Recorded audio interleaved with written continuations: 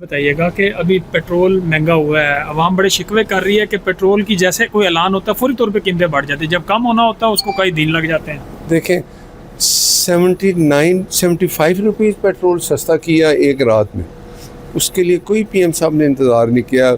हमारी कोशिश होती है कि आवाम को रिलीफ मिले। ये ठीक है पेट्रोल महंगा, लेकिन आप बताएं अमेरिका और ईरान की जंग में अगर ये पूरी दुनिया पे असर पड़ रहा है, लेकिन आप हमें ये क्यों नहीं एक देखते कि मीडिएटर पाकिस्तान है। ईरान और अमेरिका की जंग रुकवाने में सबसे अहम किरदार किसका है?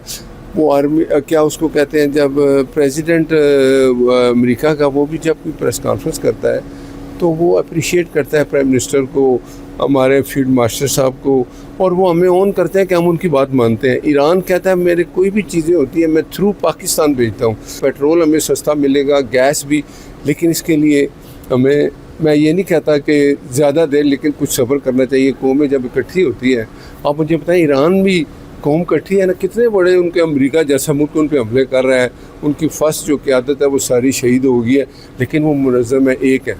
इंशाल्लाह हालात बेहतर होंगे, लेकिन उसके लिए टाइम चाहिए। हमें ये बिल्कुल ख्याल है। भी ब्लैकमेल करती हैं हुकूमत को? नहीं देखिए, मैं एक बात बताऊं, हम IMF के चंगल में फंसे। जब हम आवाम को रिलीफ देते हैं वो आ जाते हैं जी कि ये आप नहीं करें, और इसमें हम इंशाल्लाह निकल जाएंगे।